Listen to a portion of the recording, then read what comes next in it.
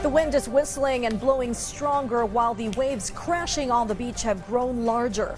And this is just a preview of the impending wrath of Typhoon Betty, which according to the latest weather forecast is poised to hit the northernmost part of the country dead on. PTV correspondent Patrick Jesus is in the island province and he filed this report. Weather was generally good in Batanes today, but strong winds were felt in the province until rain started in the afternoon. Residents near the coastal areas were reminded by the PNP through their Oplan Bandilyo to take necessary precautionary measures for Typhoon Betty. Alamin ang plano ng komunidad sa pagbibigay babala sa paglikas. Purihin ang mga bahay at kumpunihin ang mga may sirang bahagi ng bahay. Ihanda ang mga gamit na may laman na mahalagang pangangailangan ng pamilya. Ilikas ang mga alagang hayop sa ligtas na lugar. Some residents in Barangay Chanarian in Basco Town were seen swimming in the nearby sea. Such activity is being prohibited now.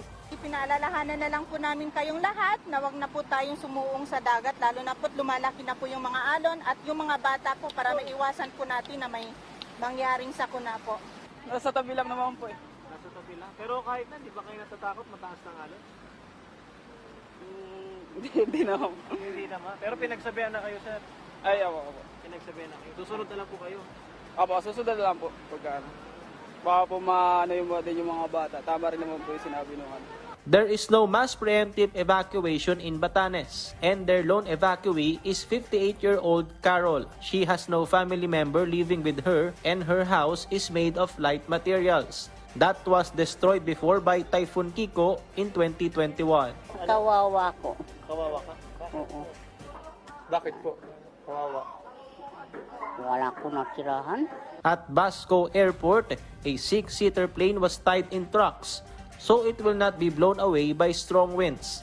The said plane has trips in Itbayat but was affected by cancelled flights due to bad weather.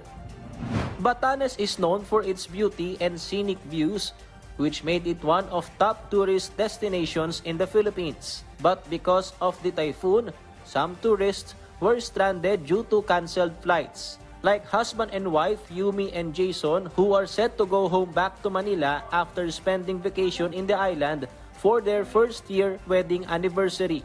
To ensure that they will still complete their work remotely, a travel agency lent them internet connectivity and computer.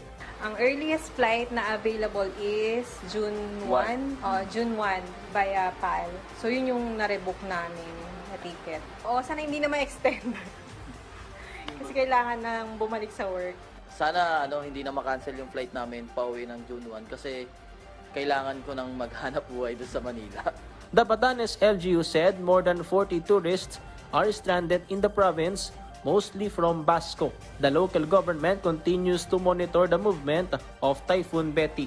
Sana po bumilis to. Parang nakita ko yung bagyo nag-steady pa minsan dahil yung wind nga ay pinupush siyang pababa. So kaya bumabagal siya. Patrick Jesus for The Nation, Basco, Batanes.